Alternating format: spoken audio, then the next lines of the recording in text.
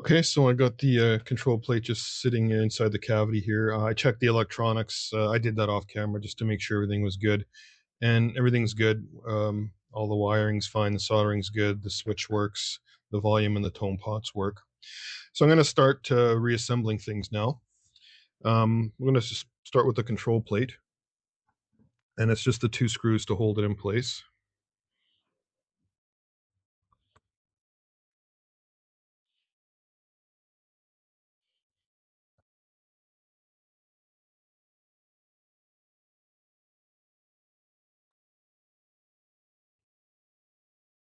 Okay, and don't over tighten any of these screws. Like, you just want them nice and snug, so nothing's going to move. I'm going to put the knobs and the selector cap on when I'm done completely. But for right now, I'm still waiting on the P90 screws. I've got them in just loosely right now. You can see them sticking up there. I just wanted to put them in there just so the pickup wasn't flopping around and scratching things while I reassembled things. And this is about as far as I was able to get them in without them starting to strip. And they're pretty rounded off. I showed that in a previous video when I took them out. So I'm just going to leave them in there for now so the pickup isn't moving around. And once I get the new ones in, we'll be able to tighten them down. And you can see like this thing's got to go down quite a bit. And then we can start the final assembly, putting the strings on and getting it set up. But for right now, about the only other thing we can do is put on the new Straplok strap buttons we've got from the Dunlop, Jim Dunlop. I've used these a lot. These are quite good. Show you them up close before we put them on. And there was nothing wrong with the old ones. Like, they were fine. But these ones have got a nice fat end on them. So you can see there. So they really hold your strap secure, more securely. And especially if you've got an older strap, sometimes that little slot where the strap fits in just loosens up and widens over time. So you can sort of see the difference in the two here.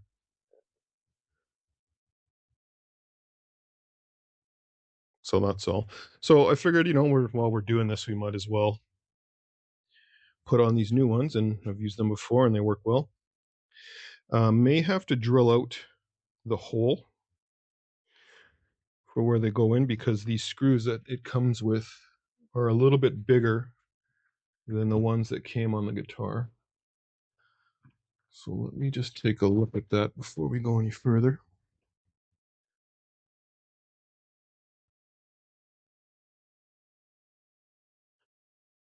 Yeah.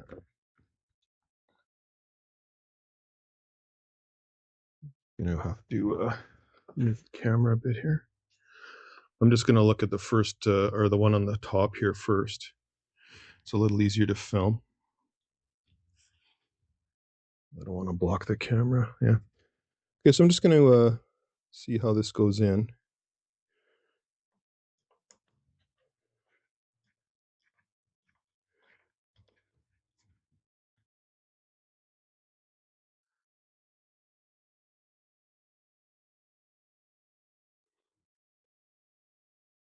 No, I think we should be okay. It's nice and tight.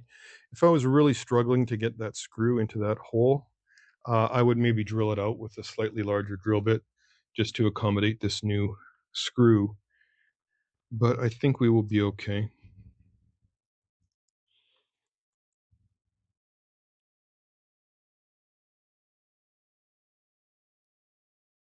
All I'm doing here is I'm just threading the screw through the Straplok, and they come with these little felts that go against the body of the guitar to prevent some scratching as well. So you just got to work that with your finger so it looks like that.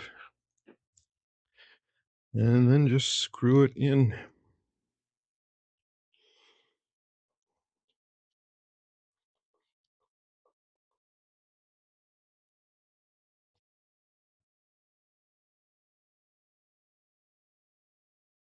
Just go slow. You don't want to, I wouldn't recommend using a drill on something like this. You can if you want, if you've got a clutch on your drill to prevent it from tightening and spinning out of control or stripping out the hole. But, it's such a small screw, just doing it by hand is easier, I find. So I'm just gonna get it on there till it starts to snug up. We're right there. Feel it tightening.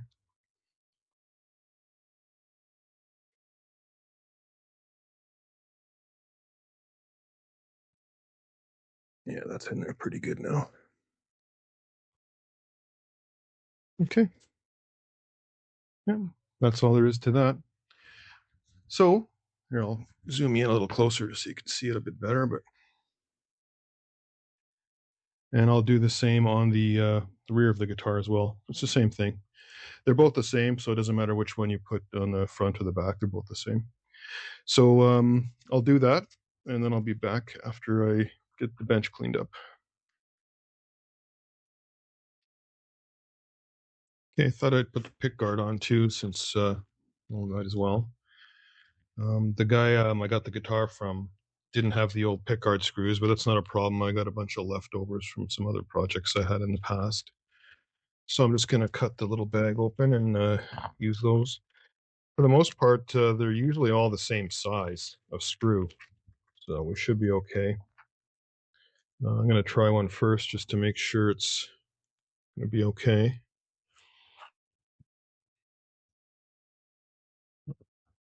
Just want to wipe the area down here a bit. I don't want any crud underneath.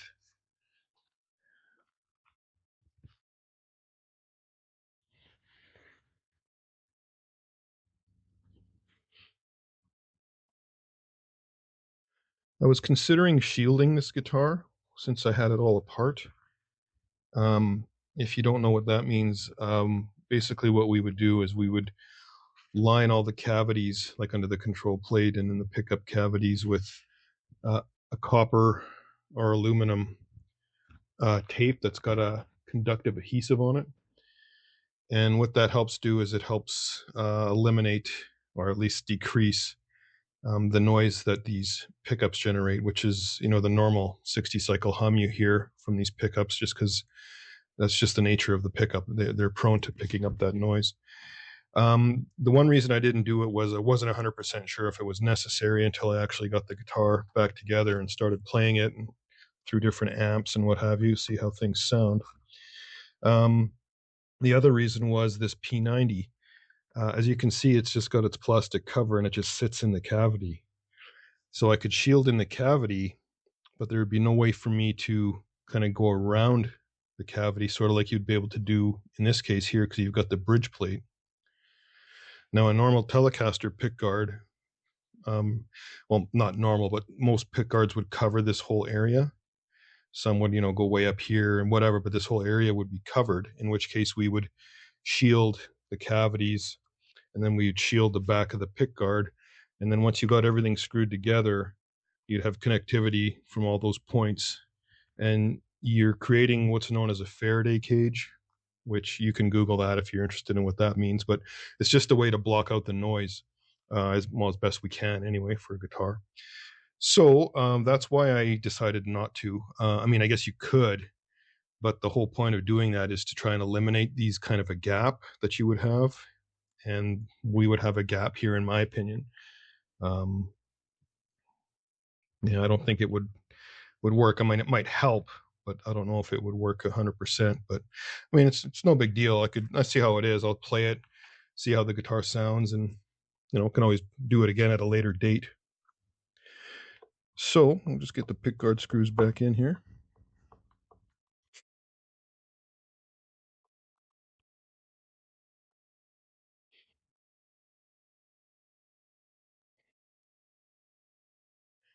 I don't like to tighten them all the way down until I get them all in place, because depending on how old your pickguard is, it may be a little warped, and you may need to kind of jiggle it into place a bit before you lock it down with the screws.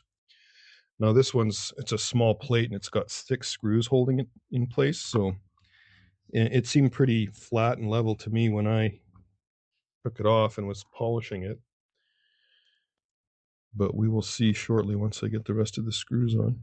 From what I'm seeing now, it looks okay.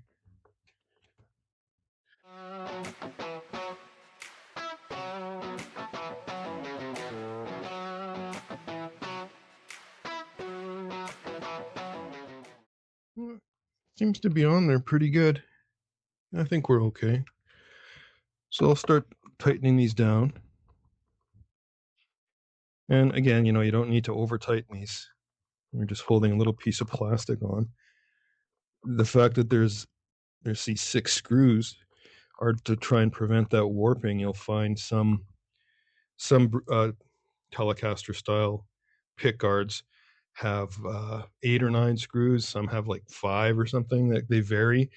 But the earlier ones that have the 5 screws, they have a tendency to warp over time, especially if they're, you know, they're left in the sun or whatever. It's a piece of plastic, right? It's prone to that kind of stuff. And the ones that have the can't remember if it's 8 or 9 holes, but they're less prone to that because there's more contacts to hold them from buckling and warping over time. I mean, they can still warp. It's just not as it's not as prominent on those ones. So okay, so I'm just getting these screws nice and snug. Kind of getting an idea of what the finished guitar will look like. I mean, we're pretty close now. Yeah. So that cream pickguard looks really nice with the black finish, the black hardware. And just for laughs, let's just slide these knobs on here. Oh, just gotta loosen the screw off. Yeah, that looks pretty cool, I think. Here, I'll give you a better shot of that.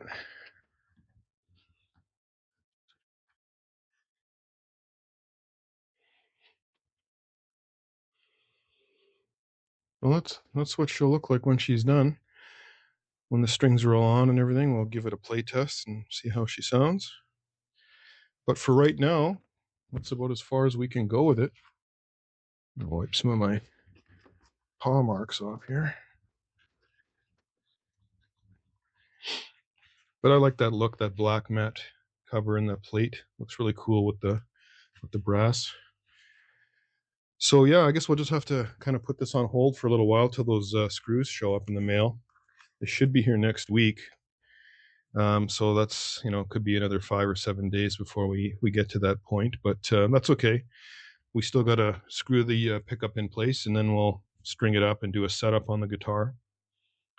But for right now, that's about all we can do. So I guess we'll pause this one for now.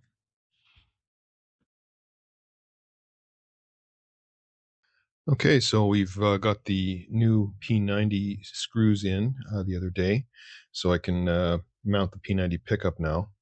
What I'm showing you here is the old screw here on the left and the new screw on the right.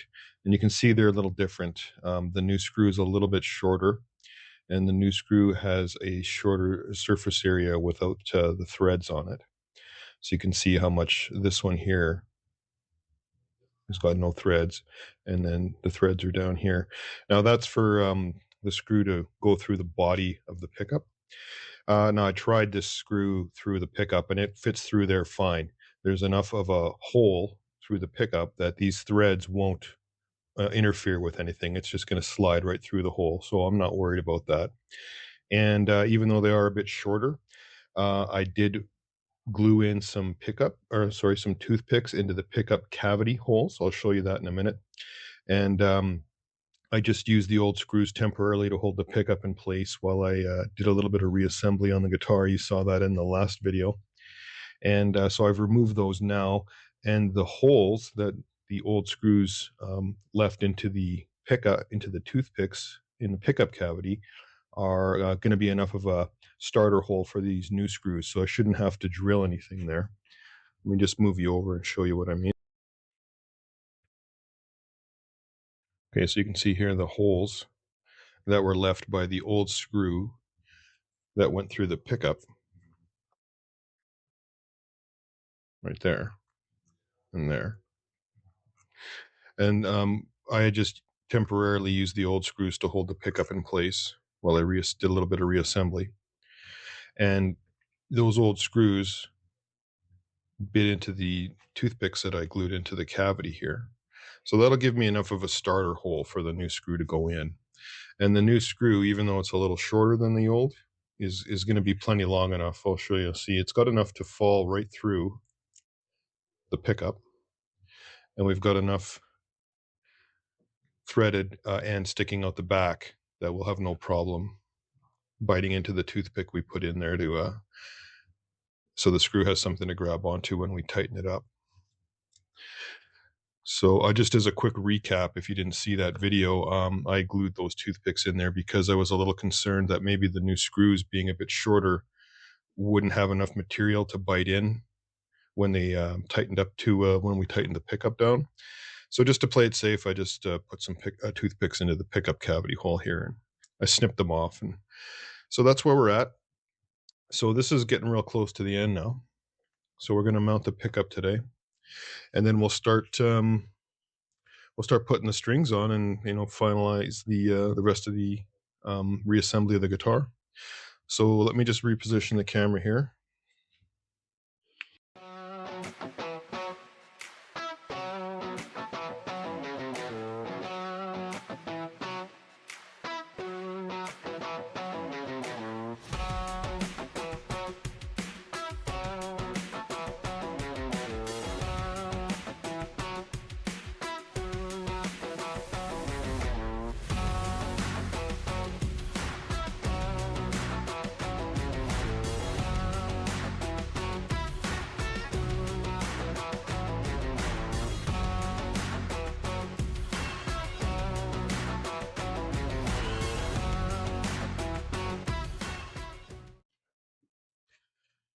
Okay, I had a little bit of an issue when I was tightening down the screws for the P90. This one here, as I was tightening the screw, it actually snapped the screw right off, and a big piece of it was stuck inside the body, and it broke right flush with the body.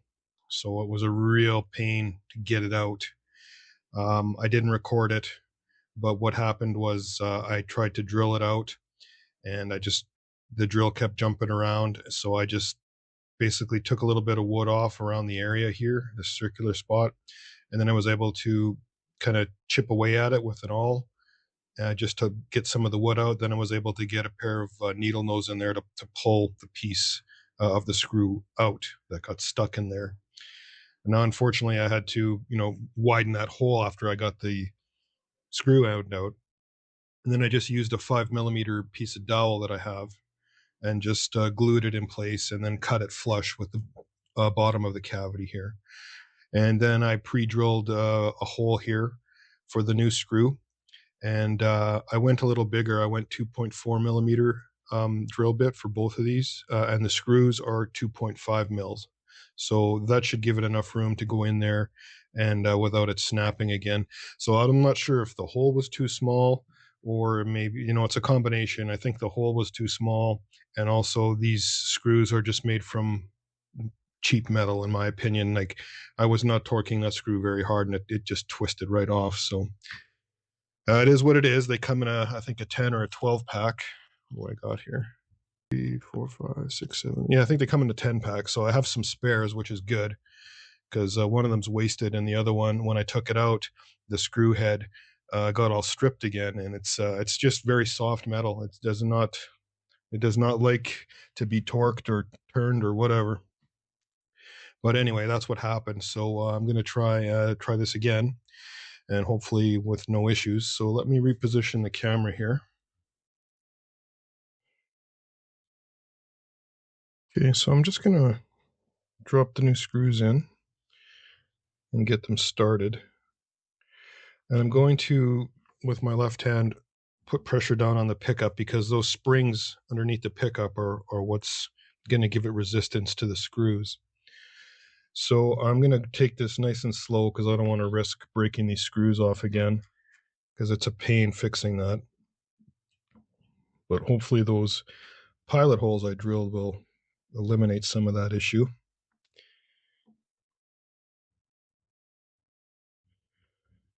Okay, these seem to be going in a lot smoother now. And I'm not gonna tighten them all the way down yet. I just want to get them in there nice and snug, and then make the adjustments later. There we go. Okay, so that seemed to work.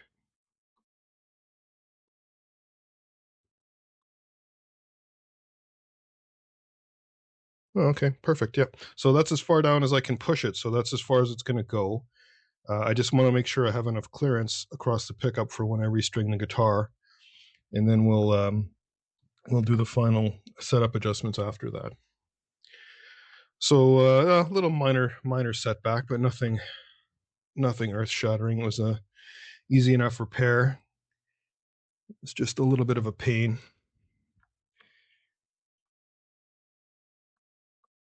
There we go. Okay, we'll leave those alone for now. Okay. Next step, I think, is let's get the strings on.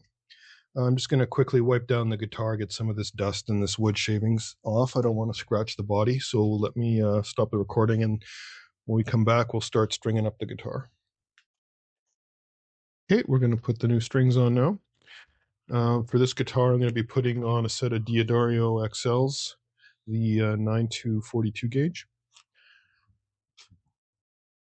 I like this gauge of string for this scale length of guitar, which is 25.5-inch scale length. It's sort of a standard Fender scale length for a guitar. Now this particular bridge is what they call a top loader. And what that means is that the strings are loaded through the back of the bridge here. And I'll change the camera to show you a little better camera angle in a second.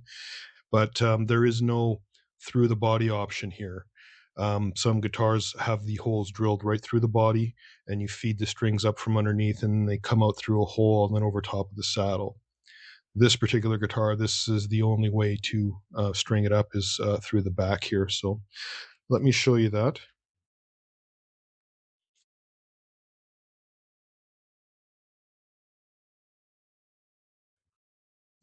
We'll start with the low E string. Just change this camera angle here.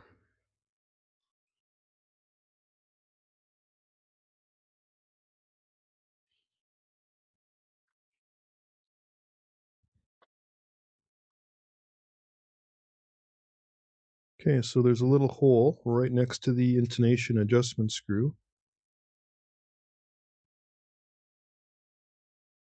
Okay, so that's what it would look like when it's done.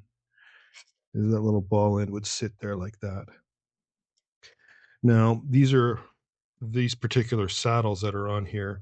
The previous owner had replaced this bridge replaced the factory bridge with this one, and it came with these saddles on it. So the string has to kind of hop over a little bit, like you can see it's sort of angling a little bit this way to make it over into the groove where the string would sit. Now, once we get tension on there, it won't be moving around like this, but for now, it's just going to be loose. Something to keep in mind.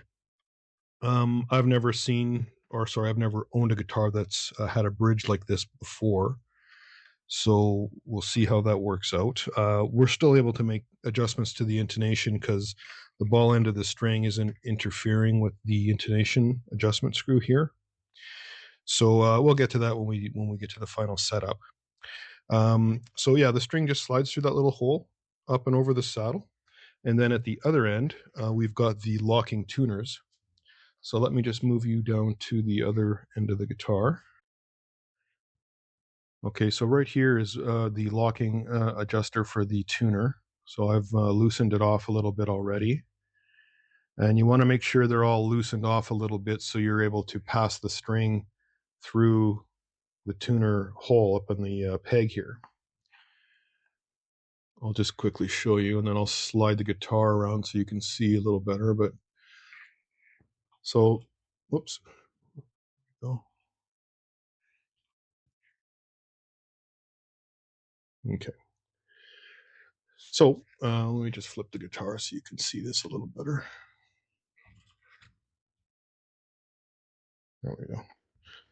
So this little adjustment here, that's what you want to loosen off. And just as a reminder, sometimes if you loosen these off too much, they may fall right off. These ones will come right off. So you don't need to take them off entirely. Just loosen them enough to release the lock inside the peg. And that way you'll be able to pass your string through the hole here. Okay. Now with these locking tuners, the nice thing is they make string changes real easy. So just get your string where you where it wants to live, which is there. A little bit of, like, you don't have to pull it super tight. Just get it so there's enough tension so it's taut. And check your seating at the saddle. Make sure the string isn't wrapped around something or fell off its saddle or whatever. You want to get an approximate distance for this to keep the tension correct on the string. So once you've got that done, all you got to do is tighten the adjuster at the bottom here. Okay, so that's tight. So now if I let go of the string,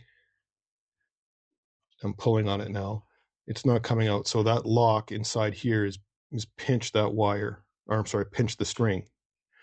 So it's not going to slip out of there now. And then we can, I'm just going to put a little bit of tension on it.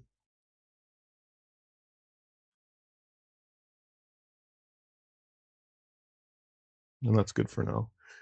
We'll cut the tails off later. I think what I'm going to do is I'm maybe just going to cut a little bit of the excess off because I don't need this much flopping around, and you don't want to poke in your eyeball out.